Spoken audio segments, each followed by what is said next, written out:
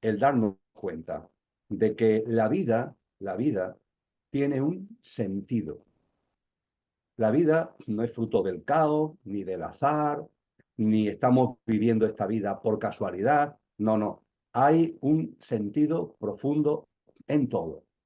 En esto, los grandes maestros y maestras, los grandes sabios y sabias, nos han insistido enormemente el que nos demos cuenta de que el universo entero tiene un sentido. De hecho, por eso precisamente en la Academia Pitagórica, por ejemplo, los filósofos griegos clásicos hablaban del cosmos. El cosmos es el universo, sí, pero acentuando el hecho de que en el universo hay un orden, hay unos principios, hay unas leyes, hay unos patrones, hay unas pautas. Por ejemplo, que todo está en movimiento en el universo, sí, pero conforme a ciclos grandes, menores y medianos muy bien determinados. Esto, cuando se ahonda en ello, vamos percibiendo de que la vida no es una especie de caos donde todo se mueve en el ámbito del azar, sino que la vida tiene un orden. Y ese orden lleva implícito un sentido. La vida tiene un sentido, el sentido de la vida. Y ojo, ese sentido de la vida no solamente es general, es decir, la vida con mayúscula, que por supuesto que también, pero es que también es particular. Es decir, la vida que hay en mí y la vida que estoy desplegando ahora en este tal Emilio tiene también un sentido. La vida en su globalidad tiene un sentido y la vida de este tal Emilio tiene un sentido. Y la clave para vivir la vida de una forma plena, para vivir la vida de una forma abundante, para experimentar la realización de vivir la propia vida y a partir de ahí que todo lo que somos esté bien alineado, en equilibrio, en armonía y podamos disfrutar la salud física, la salud energética, la salud mental. Para que eso sea así, es imprescindible que nuestra vida esté alineada con el sentido de la vida, con el sentido de la vida en general y con el sentido de la vida de cada uno en particular. Esto en las tradiciones espirituales orientales lo reflejan en dos términos, el término Tao y el término Dharma. El término Tao, que quizás para muchos es conocido, el Tao, ¿no? De ahí viene, por ejemplo, el taoísmo, se le atribuye su impulso fundamental a Lao Tse. Bien, ¿el Tao qué es? El Tao es el darnos cuenta de que toda la vida, todo el universo, todo el cosmos, tiene un principio primordial que lo impulsa y que a partir de ahí tiene un sentido. Ese sentido tiene que ver con la palabra Tao, que es un vocablo chino antiguo, que viene a significar algo así como camino. Claro, si todo tiene un mismo impulso, todo tiene como un mismo sentido y todo está impulsado como por un mismo camino. El Tao nos enseña, nos muestra que la vida en general tiene un sentido. Y el otro término es el Dharma, con D, no el karma, que es del que más hablamos, que es una K, de K de kilo, no. Aquí hablamos de D de dedo, Dharma. El Dharma es el sentido de la vida de cada uno. Es decir, el darnos cuenta de que cuando lo que soy imperecederamente ha encarnado en el coche de este tal Emilio, este coche modelo Emilio, físico, emocional, mental, cuando lo que yo soy de verdad imperecedero ha encarnado para vivir la experiencia humana a través de este tal Emilio, lo ha hecho con un sentido. No lo ha hecho porque estoy aburrido, entre comillas, no sé dónde, y encarno en Emilio. No, lo ha hecho con un propósito de vida. Y ese propósito de vida marca un sentido. Ese propósito de vida es lo que se refleja en la palabra Dharma. Y tengo el convencimiento, por lo que nos han enseñado los grandes maestros y maestras, por lo que he ido aprendiendo en mi propio camino experiencial y por lo que he ido aprendiendo del camino experiencial de muchas personas que he tenido oportunidad de conocer y de compartir con ellos y con ellas, de que lo que llamamos salud, desde esa perspectiva holística, que es es la adecuada, es la que engloba, podríamos decir que es la certera, para que esa salud pueda de verdad estar en nosotros, es imprescindible que vivamos alineados con el sentido de la vida con mayúscula, el Tao, y con el sentido y propósito de la vida de cada uno, el Dharma. Esa comprensión acerca del sentido de la vida, del propósito y sentido de la vida de cada uno, nos aporta, en primer lugar, confianza, confianza en la vida. La vida no es nuestra enemiga. La vida no se tiene que convertir en un acto de supervivencia, como esta sociedad fundamentalmente anormal a veces parece que nos intenta mostrar, que hay que vivir la vida como a la defensiva. No, la vida es nuestra aliada, la vida nos abraza. Hay que tener en cuenta, no olvidar nunca, además, que la vida que se expresa en cada uno es la vida también que está afuera, ¿no? Es como si fuera la luz, la electricidad, la que se expresa por una bombilla, no deja ser la electricidad que está afuera, ¿no? Entonces, no vernos como separados, ¿no? Como ajenos a la vida misma, y comprender que la vida es nuestra aliada, que la vida nos abraza y que todo tiene un sentido profundo. Y tú lo has dicho muy bien, todo tiene una razón, todo tiene un porqué y un para qué. Y hay algo que también, al hilo de lo que venimos reflexionando, Rebeca, es importante. Me refiero a lo siguiente.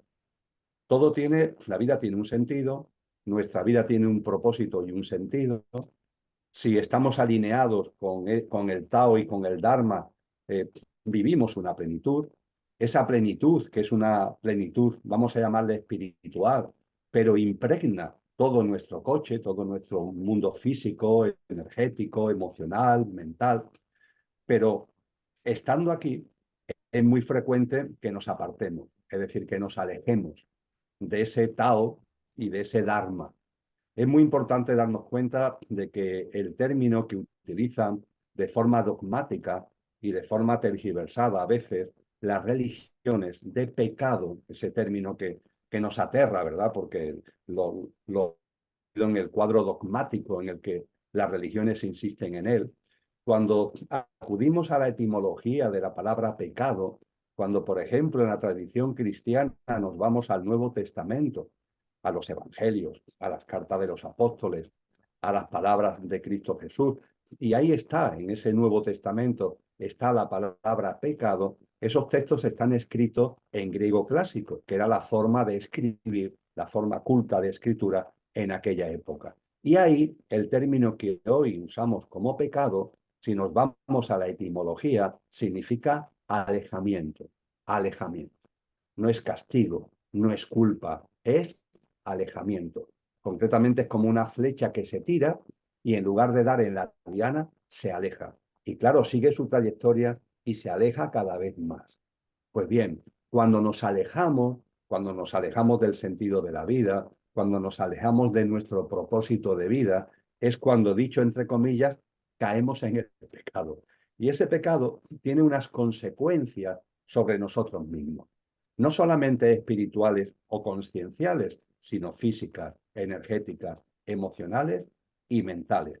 Y como en la vida todo tiene su sentido, se produce algo realmente maravilloso, que lo que llamamos enfermedad aparece por la disfunción que nosotros mismos provocamos en el alejamiento.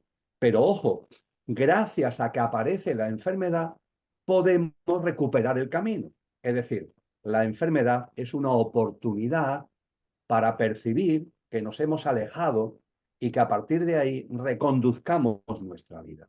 La enfermedad no es que por alejarnos se nos castigue, no, por alejarnos nosotros provocamos una disfunción, pero esa disfunción tiene el sentido profundo de alertarnos, de advertirnos que nos estamos alejando, que no hemos venido aquí para hacer lo que estamos haciendo, que hemos venido aquí para una cosa distinta.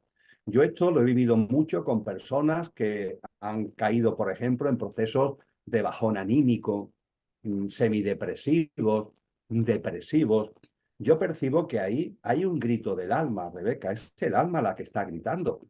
Al principio el alma susurra, susurra suavemente, esto no es, esto no es. No he encarnado para vivir esta vida, esto no es, susurra. Y deberíamos hacerle caso al susurro y reorientar nuestra vida para alinearnos, como decíamos antes, y estar en armonía con nuestro alma. Pero en lugar de hacer esto, hacemos oídos sordos, porque estamos entretenidos y distraídos, porque esa reorientación rompe nuestro hábitat de confort y no queremos salirnos de nuestro hábitat de confort, no queremos correr riesgos, no queremos aventurarnos porque nuestra mente enciende una lucecita, oye, cuidado, a ver dónde te vas a meter, esto dónde te va a llevar, y nos mantenemos en una inercia que hace que el susurro del alma no lo escuchemos o no lo queramos escuchar. Y a partir de ahí el alma va aumentando el tono y el susurro se puede convertir, dicho coloquialmente, en un grito. Y entonces entramos en esos estados fuertes de bajones depresivos que son gritos del alma. Y cuando se está en esos bajones, ¿qué es lo que sucede? Tú, en las personas que acuden a ti, lo habrás vivido muchas veces. Yo, sin estar en el ámbito de la terapia, de la sanación, lo he vivido también muchas veces con personas que se acercan a mí. Me dicen estas personas, es que la vida ha dejado de tener sentido. Para mí la vida no tiene sentido y quiero hasta morirme porque la vida no tiene sentido. A partir de ahí la reflexión que dulcemente, pausadamente, creo que debemos compartir con estas personas es el ponerle de manifiesto una reflexión. Por favor, reflexiona. ¿Es la vida la que no tiene sentido o es tu vida la que no tiene sentido? Es decir, la vida que está llevando, la forma de vivir que está llevando lo que no tiene sentido. A ver si estás confundiendo una cosa con la otra, a ver si lo que realmente, ese vacío que tú tienes, ese vacío existencial que te produce ese bajón, esas disfunciones que estás viviendo, no tiene que ver con que la vida no tenga sentido, sino que la forma de vivir tu vida es la que no tiene sentido. E internamente te estás dando cuenta. Y ha llegado el momento de escuchar el grito de tu alma y encaminarte por unos derroteros distintos. De ahí la importancia de lo que antes decíamos.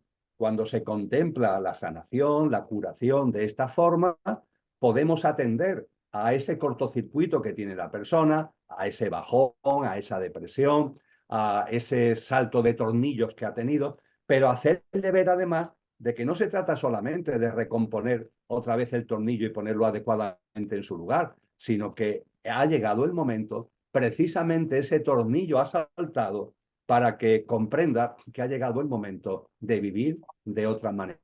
Porque claro que la vida tiene un sentido y lo que no tiene sentido es la forma que tú estás llevando de vivirla.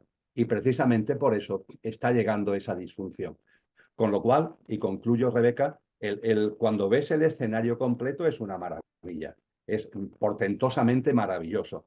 Y hacen bien los maestros cuando nos han hablado de que el orden que hay es un orden de amor, es un gran orden de amor. Hay un sentido de la vida en general, hay un sentido y un propósito de nuestra vida en particular.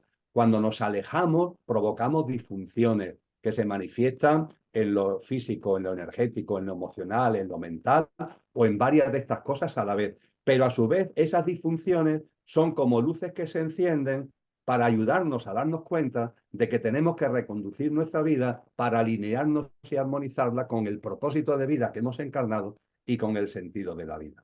Cuando esto lo entiendes, ya todo cambia. Ya se contempla la enfermedad, se contemplan los cortocircuitos, se contemplan las disfunciones de una manera distinta y es cuando se puede todavía percibir más que la vida permanentemente nos está abrazando y permanentemente es nuestra aliada.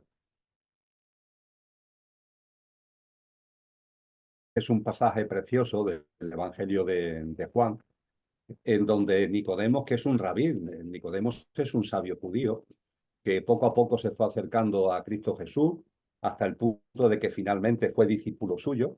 Y en este diálogo, Juan pone en evidencia cómo Jesús lo iba instruyendo. Y gracias a esa instrucción a Nicodemo, pues nos ha llegado una enseñanza fundamental de Cristo Jesús, que es la que tú acabas de reflejar, nacer de nuevo.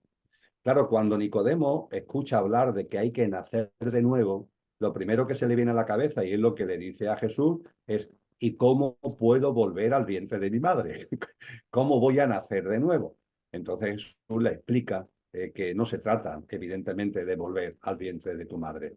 Se trata, dicho de una forma coloquial, sintética, como tú ya muy bien has apuntado, de, primero, morir a la vida que estás llevando hasta ahora, para resucitar en vida, es decir, no se trata de que Emilio muera, no.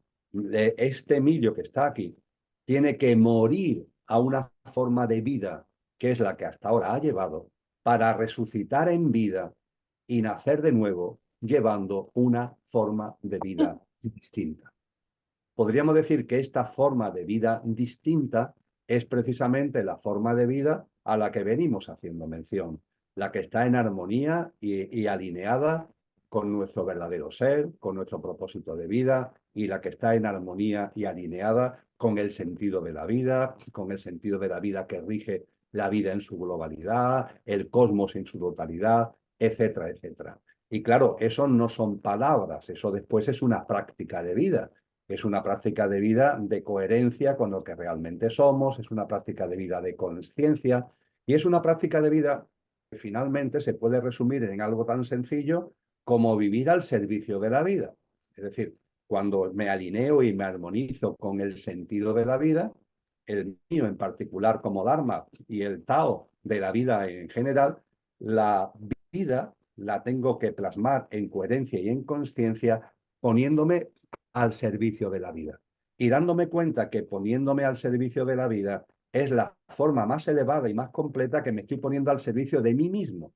Pero claro, este mí mismo no es el pequeño yo, es el mí mismo de mi verdadero ser. Y ahí entonces es cuando la plenitud va llegando y la realización va llegando a nuestra vida. Y a partir de ahí, pues Cristo Jesús nos da una serie de pautas donde se nos enseña magníficamente además que hay una clave en el servicio a la vida, que es ser buenas personas. Es lo que decía mi paisano Antonio Machado. Soy un buen hombre en el buen sentido de la palabra, ser una buena persona en el buen sentido de la palabra. No ir por la vida a contramano del sentido de la vida, que es lo que ocurre cuando estamos viviendo desalineados y en desarmonía con el Dharma, con el Tao, es cuando estamos viviendo esa forma de vida a la que deberíamos morir. La forma de vida a la que deberíamos morir, ¿cuál es? Una forma de vida donde estamos a contramano de la vida.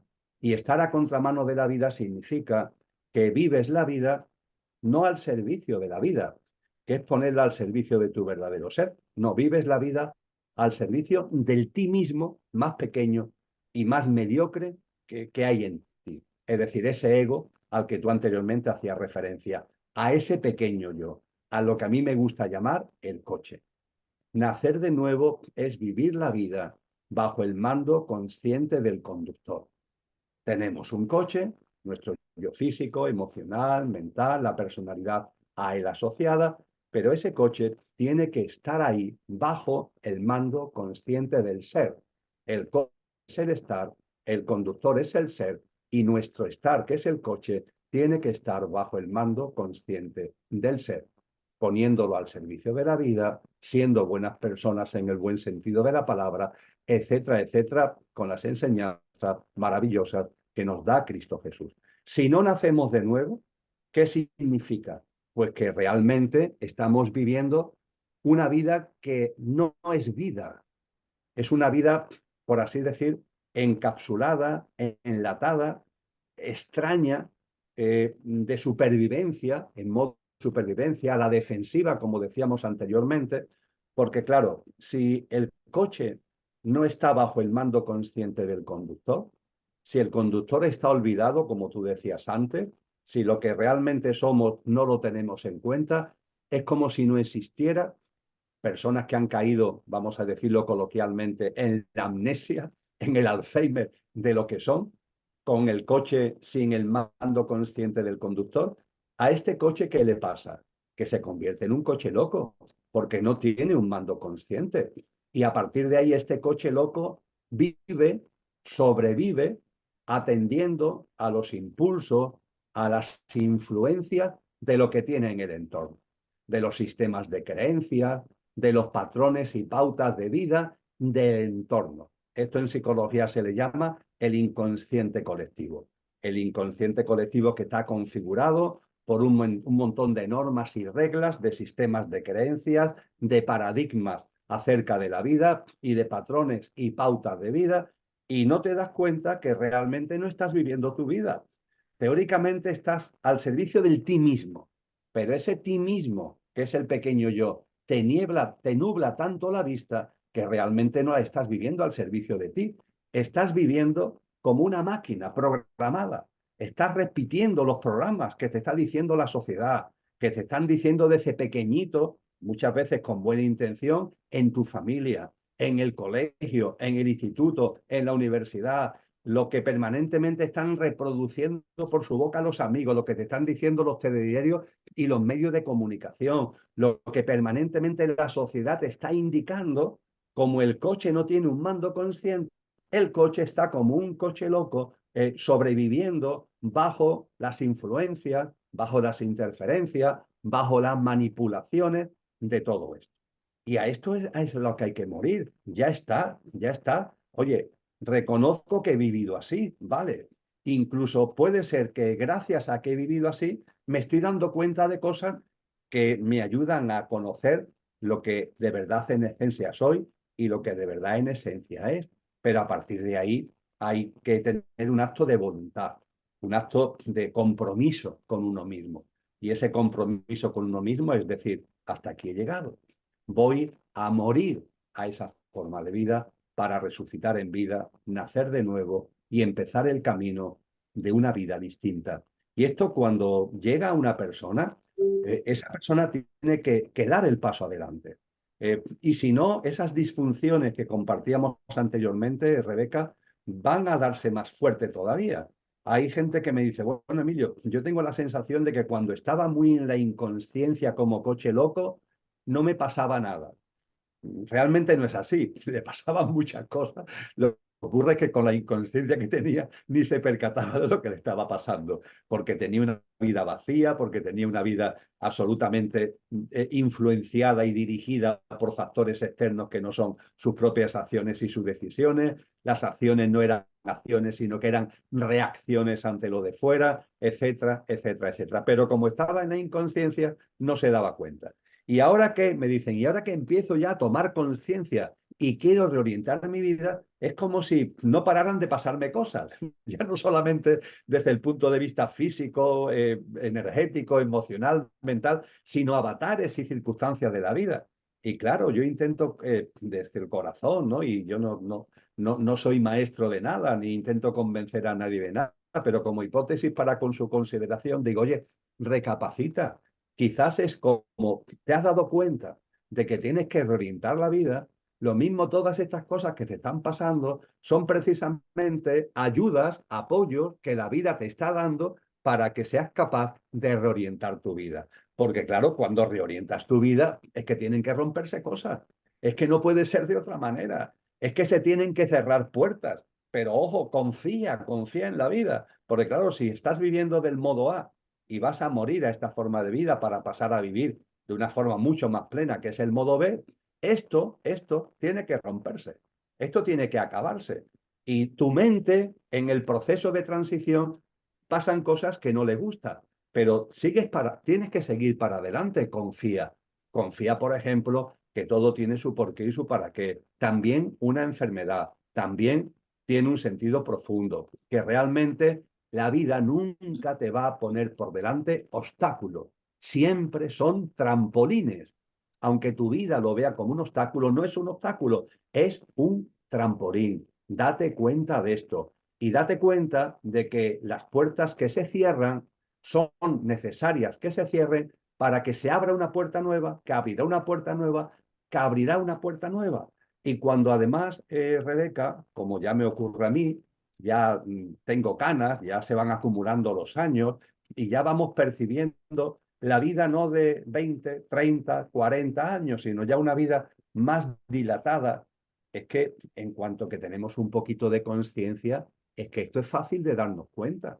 Para mí es fácil de darme cuenta que cosas que me pasaron cuando tenían 15 años, 22 años, 37 años, 44 años, 59 años, me pasaron cosas que mi mente rechazaba. Pero ahora que tengo una perspectiva, lo comprendo perfectamente. Claro, esas puertas se cerraron ciertamente y desde el punto de vista mental me originaron a lo mejor confusión y lo rechacé. Pero ahora que ha ido pasando ya la dinámica, es decir, ya he podido comprobar la dinámica, percibo claramente que a mi vida han llegado auténticos regalos, maravillosas puertas que se han abierto porque se cerraron aquellas puertas. Y cuando esto, lo decíamos antes en otro contexto y lo vuelvo a repetir ahora, cuando nos vamos dando cuenta de esto, todo cambia, Rebeca, todo cambia. La vida se transforma, se vive de una manera totalmente distinta, que además no es ni mucho menos fantasiosa, no. La fantasía es lo de antes. Entonces sí que vivías en la fantasía. Ese coche loco sí que vive en la fantasía, porque vive en sistemas de creencias, vive en un estado de ilusión, bajo normas, bajo influencias e interferencias de la sociedad y de los otros. No estabas viviendo tu vida, te habías convertido en un superviviente, una especie de zombie, ¿eh? Bajo todo ese enorme lío, de esa maraña tremenda de influencias y de interferencias. Ahora que por fin te has dado cuenta, vas asumiendo el mando de tu vida, la responsabilidad de tu vida y orientas la vida en ese nacer de nuevo que he puesto sobre la mesa y que me parece potentísimo como mensaje que tengamos ahí de telón de fondo. Y dándonos cuenta además, Rebeca, que cuando nacemos de nuevo, no solamente nacer de nuevo desde el punto de vista de uno mismo, tal como estamos comentando, es que también nos damos cuenta que el nacer de nuevo tiene una dimensión colectiva. ¿En qué sentido? En el sentido que nos damos cuenta de que este mundo no es el nuestro, Rebeca. Esto también es un tema que hay personas que le origina muchas disfunciones. Oye, Emilio, es que tengo ahí la locura en la cabeza de que este mundo no es el mío. Es como si este mundo yo fuera un extraño o una extraña. Y claro, esto es una locura, que este mundo no sea el mío. No, no, no es una locura. Es cuando estás realmente cuerdo, cuando estás cuerda o cuerdo, es cuando nos vamos dando cuenta que este mundo no es el nuestro. Este mundo que el sistema socioeconómico, el entramado político institucional, el complejo tecnológico y militar, este mundo tiene unos pilares que son los del coche loco. Todo se ha construido desde el coche loco. Claro, en la medida en que tú vas tomando el mando consciente de tu vida desde el conductor, te das cuenta de que este mundo no tiene nada que ver contigo. Ojo, le tenemos que estar agradecidos porque este mundo nos ha enseñado, nos ha ayudado, nos ha generado el escenario para tomar conciencia y para dar el paso hacia adelante para procurar nacer de nuevo. Pero nos damos cuenta también de que este mundo no es el nuestro. Bueno, pues esto es maravilloso. Esto también tiene que ver con nacer de nuevo. Y bueno, nos damos cuenta que este mundo no es el nuestro, vivimos en él, no tenemos que agobiarnos, vivimos en él, ni sus paradigmas, ni sus patrones, ni lo que pasa en él tiene nada que ver con nosotros, todo lo contrario, está muy alejado de lo que en nosotros va creciendo y en lo que en nosotros se va generando, pero tenemos que convivir con él. También esto lo decía muy bien Cristo Jesús, hay que convivir con este mundo. Pero cuando naces de nuevo, una cosa, te das cuenta que una cosa es la convivencia y otra cosa es la connivencia. Con este mundo loco, entre comillas, profundamente anormal, que está en todos lados, hay que convivir. Convivencia. Pues muy bien, se convive. Ahora bien, una cosa es convivir y otra cosa es la connivencia. La connivencia es cuando tú haces tuyo sus paradigmas, sus pautas de vida, sus patrones y sus hábitos. Entonces estás muerto aunque no te des cuenta. Estás en modo zombie, estás en modo supervivencia.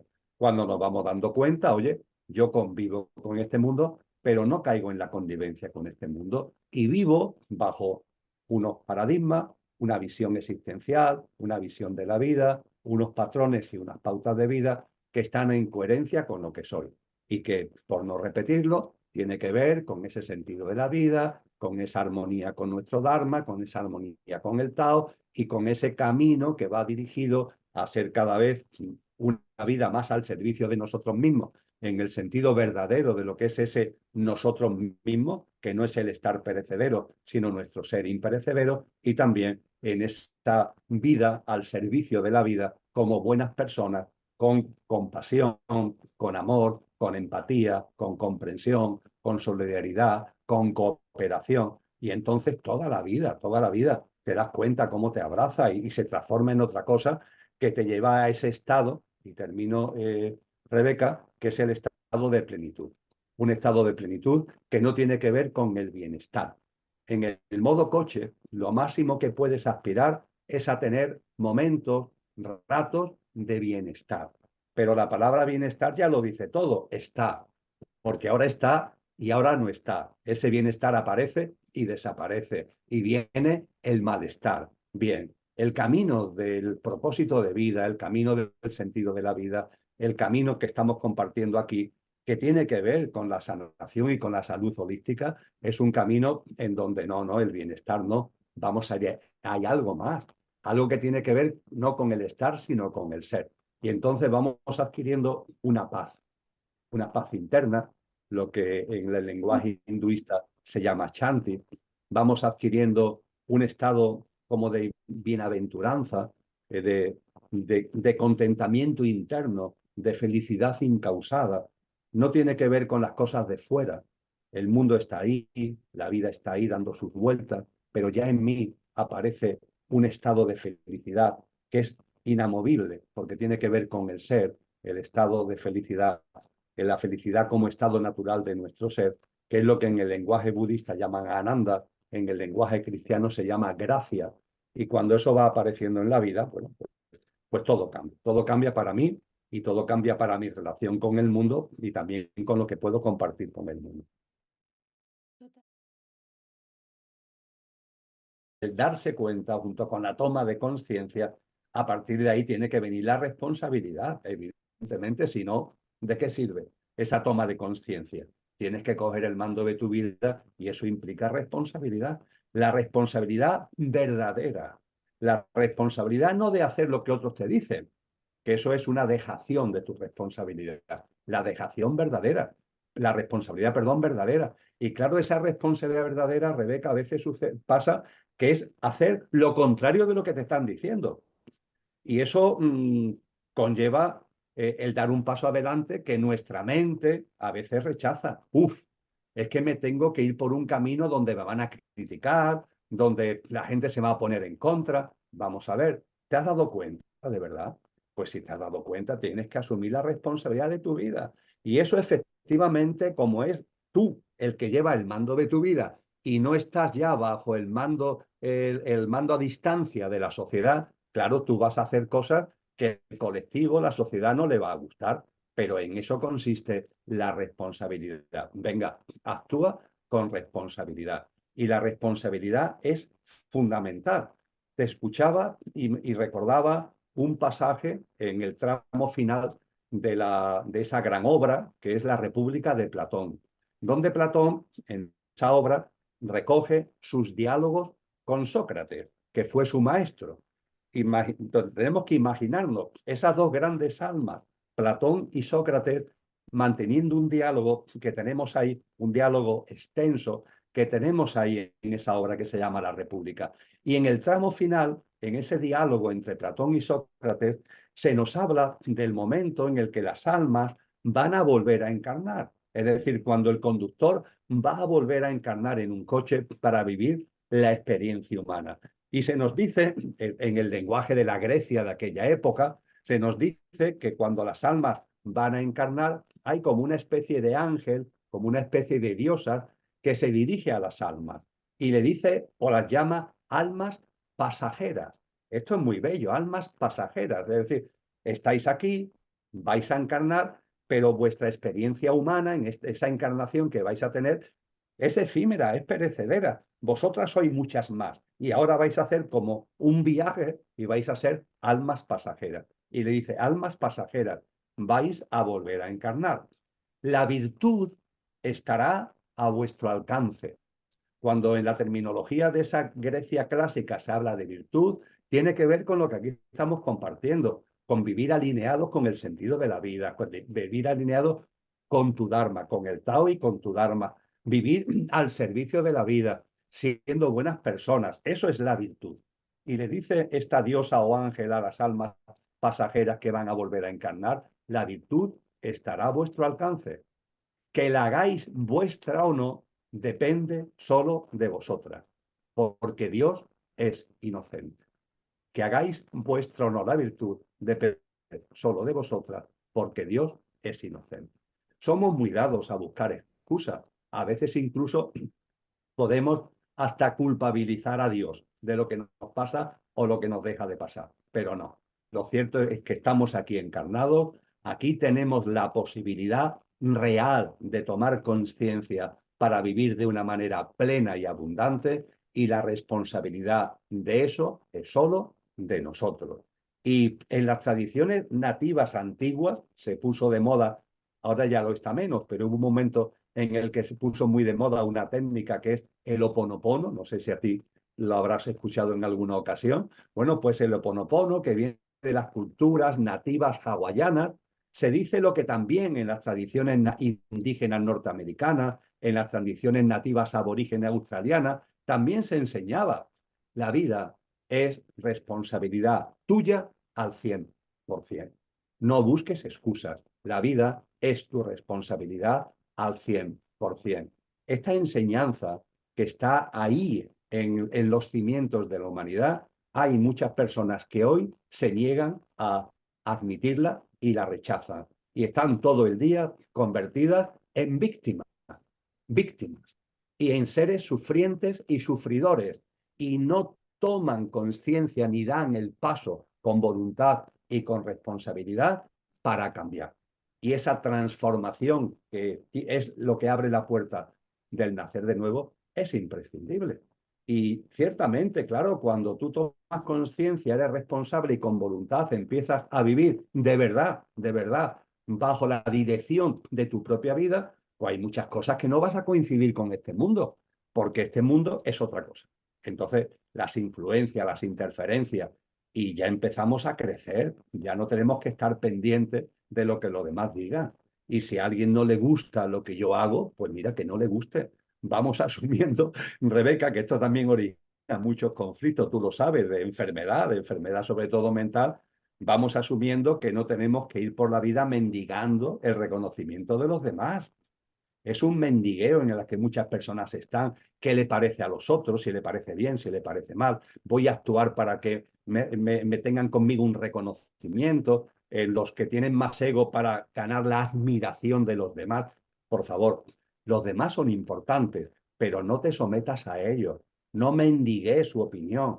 Habrá siempre gente que lo que haga le parecerá bien, gente que le parecerá mal, porque es así. Además, desde el mayor respeto, y al que le parece bien lo respeto, al que le parece mal también lo respeto, porque cada uno es cada uno y tiene sus caunas, como decimos por aquí en Andalucía, y ya está, ¿no? Pero yo enderezo mi vida desde esa toma de conciencia que estamos hablando con responsabilidad y haciendo que las acciones sean realmente mías y sabiendo que eso va a causar siempre división de opiniones, pero nos tiene que dar exactamente igual, porque aquí lo único importante es vivir la vida alineado con nuestro Dharma, alineado con el sentido de la vida y plasmando en la realidad aquello por lo que he encarnado, que no es estar sometido a lo que los demás digan, sino que es vivir la vida sacándole jugo en términos de conciencia, y que también tiene que ver con la espiritualidad.